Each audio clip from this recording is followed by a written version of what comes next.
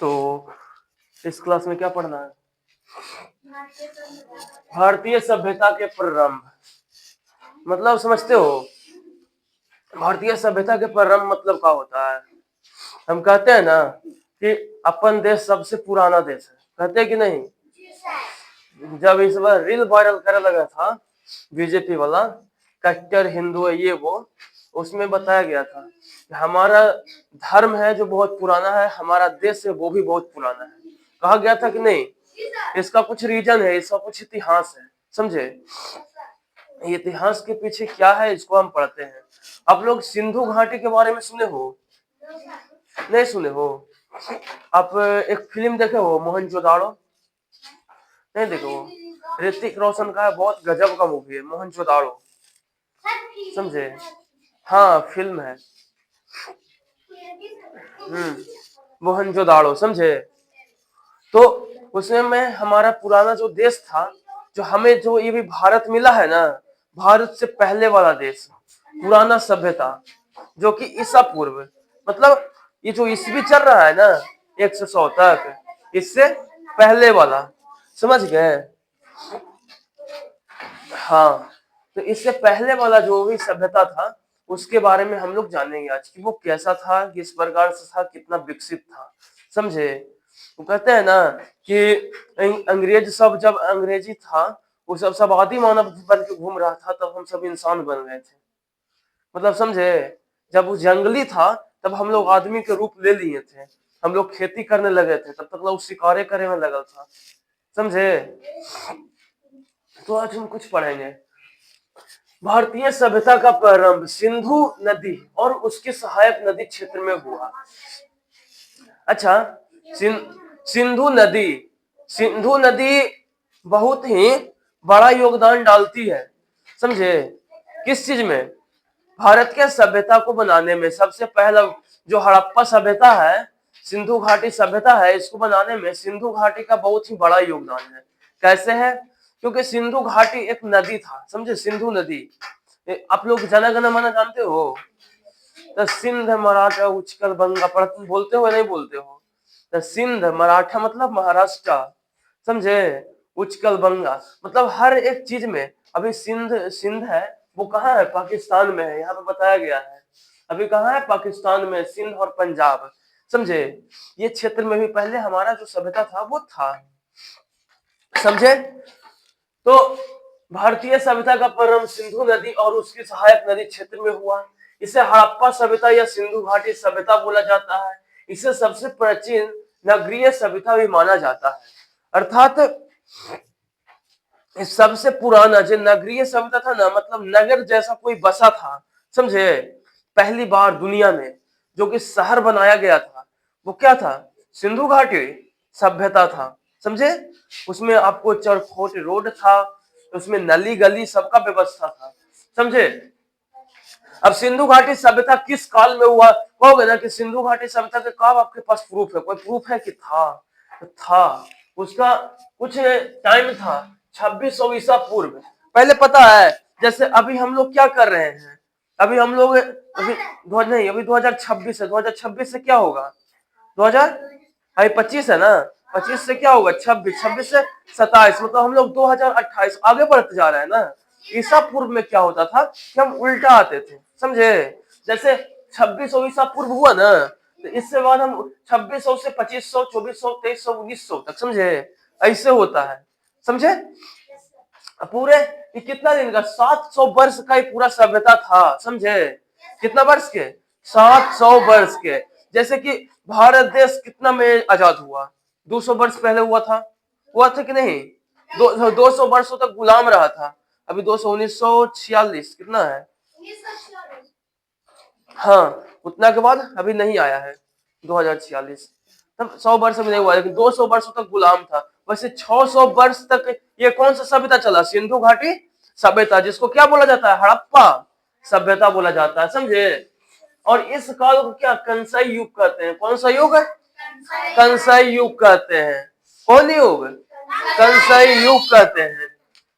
अब भौगोलिक क्षेत्र, अच्छा ये था तो कौन क्षेत्र में था?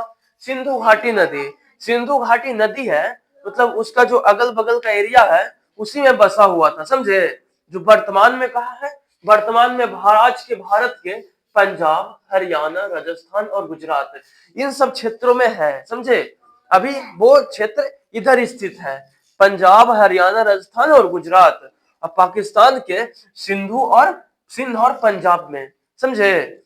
इन सब क्षेत्रों में पहले वो था, समझे, जो वर्तमान में इस क्षेत्र में आ गया है। आगे क्या है, प्रमुख नगर। अब वो जो पुराना सभ्यता था उसमें प्रमुख नगर कौन कौन सा था, जैसे कि भारत के प्रमुख नगर कौन है, अभी सबसे ज्यादा है दिल्ली, है कि नहीं, और बिजनेस के लिए मुंबई, कोलकाता, यही ना। वैसे उस टाइम में वो कुछ प्रमुख नगर था, वो प्रमुख नगर कौन कौन सा है। पहला है हड़प्पा, जैसे कि अभी नई दिल्ली है, हड़प्पा था, मोहनजोदाड़ो, या क्या, ढोलावीरा, लोथल और कालीबाग, ये सब प्रमुख नगर के नाम है, समझे, जो उस सभ्यता में पाया जाता था, है नहीं। सभ्यता के प्रारंभ की विशेषता। अब कोई सभ्यता है, पहले तो आदि मानव भी रहता था कि नहीं रहता था, तो हम मान के चले कि वो सभ्यता था, मतलब वो एक सुसज्जित इंसान उसमें रहता था, उसमें पूरा बुद्धि वाला आदमी था। तो उसके लिए कुछ प्रूफ है हमारे पास, उसको हम बताते हैं। पहला प्रूफ मतलब साबित करने का कोई चीज, जैसे नगर योजना। जब कोई नगर बनाया जाता था तो उसमें क्या होता था, नगर सीधी सड़क हो, नगर में सीधा सड़क रहता था, समझे। चरकोर योजना में बस थे तथा पक्की ईंटों का उपयोग किया गया था, समझे। मतलब कि हम सब का अभी सड़क ऐसे ऐसे ऐसे घुमाता है कि नहीं, लेकिन उस नगर में एकदम चौड़ी सड़क था, एकदम शुरू से हुआ यहाँ तक, ऐसे कुछ इस प्रकार से, समझे।